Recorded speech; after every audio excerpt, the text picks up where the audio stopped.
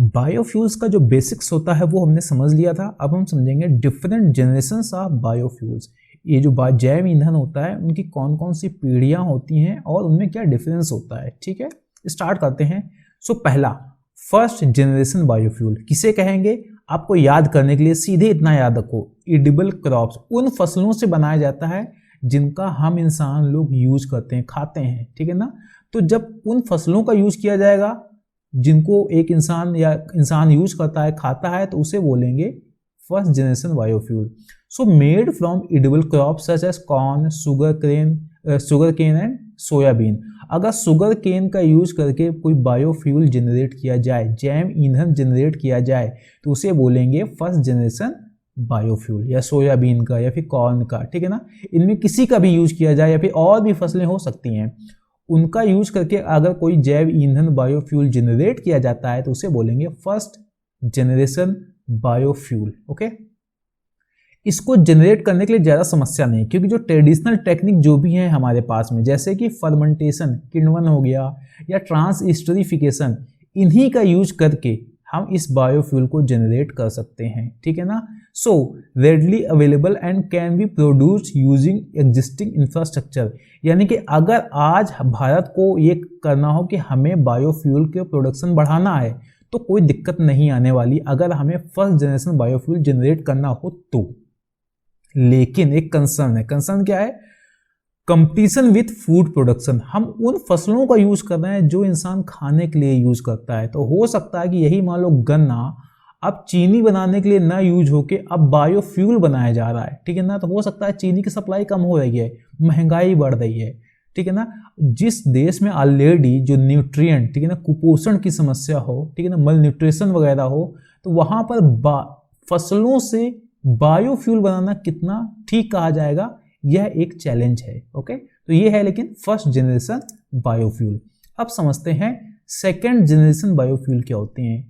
Made from non edible biomass. Biomass बोले तो जो भी पेड़ पौधे होते हैं वही हमारा बायोमास होगा, लेकिन ये कैसे बनेंगे, नॉन एडिबल, यानी कि जिसको इंसान खाता नहीं। जैसे वुड चिप्स बोले तो लकड़ियों के जो टुकड़े बचते हैं उनका यूज करके अगर हम बायोफ्यूल बनाए, या एग्रीकल्चर वेस्ट, ठीक है ना, गेहूं का एक पौधा है, गेहूं तो निकाल लिया, जो बाकी पौधा बचा उससे हम बायोफ्यूल बना लें, या फिर हम शैवाल वगैरह का यूज करके अगर हम जनरेट करते हैं बायोफ्यूल को, तो उसे बोलेंगे सेकेंड जनरेशन बायोफ्यूल। ठीक है ना, तो यहाँ पर जो प्राइमरी आपको ये याद रखना है, नॉन एडिबल बायोमास। ठीक है ना, इसको प्रोड्यूस करने के लिए थोड़ी सी एडवांस टेक्नोलॉजी चाहिए होती है, जिन्हें बोलते हैं गैसिफिकेशन या पायरोलाइसिस। ठीक है ना, यहाँ पर बिना ऑक्सीजन के वगैरह इसमें गर्म किया जाता है इस एग्रीकल्चर वेस्ट को।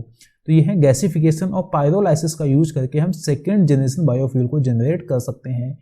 इन दोनों टेक्नोलॉजी पर मैं अलग से वीडियो अपलोड करूंगा, अभी सिर्फ याद कर लो कि इन टेक्नोलॉजी का यूज किया जाता है सेकेंड जनरेशन बायोफ्यूल को जनरेट करने के लिए, बनाने के लिए। इसका फायदा क्या है, do not compete with food production and can be made from a variety of waste product। जो वेस्ट प्रोडक्ट होते हैं ना, एग्रीकल्चर वेस्ट है या कुछ भी है, उसका यूज करके हम इसको जनरेट करते हैं, और फूड प्रोडक्शन से कोई कंपटीशन नहीं है। आपको ये नहीं कहेगा कि खाने के लिए हमारे पास है नहीं है और आप बायोफ्यूल जनरेट कर रहे हो, क्योंकि हम उन प्रोडक्ट्स का यूज ही नहीं करते हैं जो हम खाते हैं। ठीक है ना, सेकेंड जनरेशन बायोफ्यूल जनरेट करने के लिए। लेकिन एक थोड़ा दिक्कत यह है कि more complex and require more advance technology. अगर कंपेयर करोगे फर्मेंटेशन से, तो पायरोलाइसिस तो एक एडवांस टेक्नोलॉजी है ही। ठीक है ना, तो यहाँ पर थोड़ा हो सकता है इसमें कॉस्ट वगैरह बढ़ जाए। तो यह है सेकेंड जनरेशन बायोफ्यूल। आगे समझते हैं थर्ड जनरेशन। यहाँ पर एक वर्ड याद रखो, एल्गी। अगर हम शैवालों का यूज कर सकें बायोफ्यूल का जनरेट करने के लिए, तो उसे बोलेंगे थर्ड जनरेशन बायोफ्यूल। शैवाल कैसे हैं, फोटोसिंथेटिक ऑर्गेनिज्म है और इससे बहुत सारा बायोफ्यूल जनरेट कर सकते हैं। ठीक है ना, that can produce a large amount of oil. यहाँ पर बहुत सारा बायोफ्यूल हम जनरेट कर सकते हैं।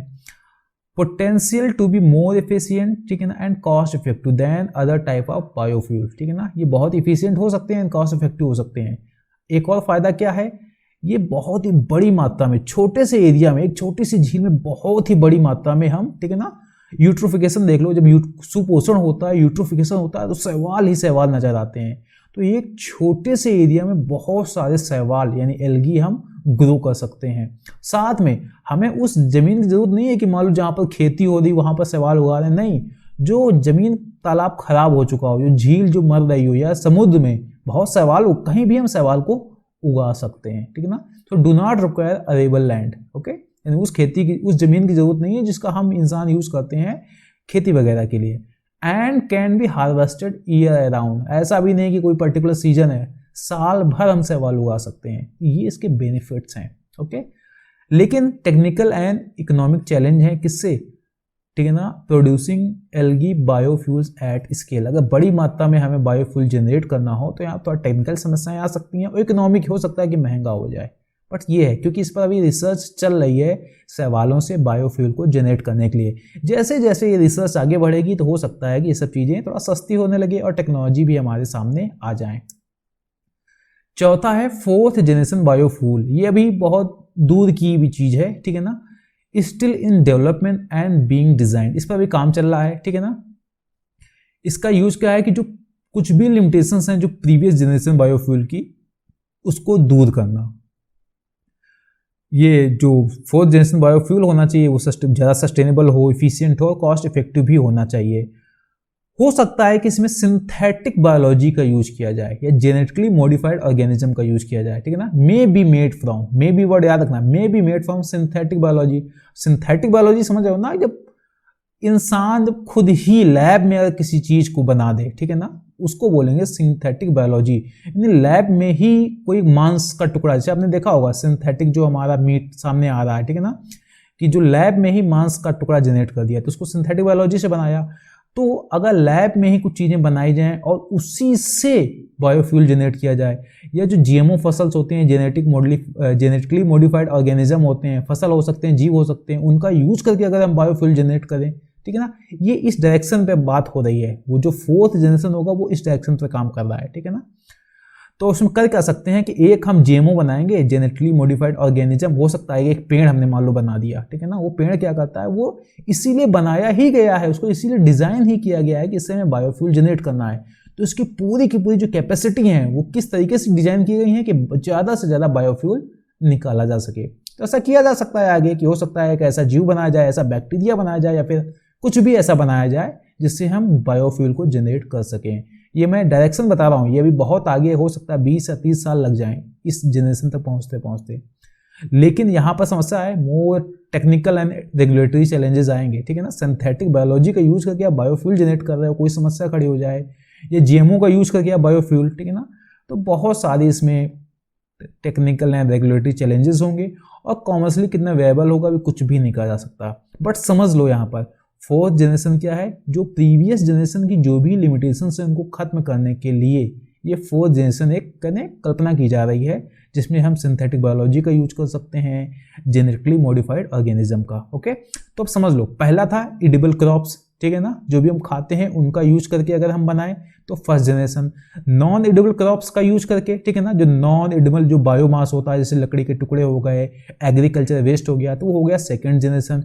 थर्ड जनरेशन क्या होता है, जब हम शैवाल का यूज करके हम बनाते हैं तो थर्ड जनरेशन बायोफ्यूल। और फोर्थ जनरेशन अभी ये एक कहते हैं ना कि एक आइडिया है, ठीक है ना, एक डेवलपमेंट फेज में है, जिसमें हम सिंथेटिक बायोलॉजी या जेनेटिकली मॉडिफाइड ऑर्गेनिज्म का यूज कर सकते हैं बायोफ्यूल को जनरेट करने के लिए। तो ये हैं डिफरेंट जनरेशंस ऑफ बायोफ्यूल्स, ठीक है।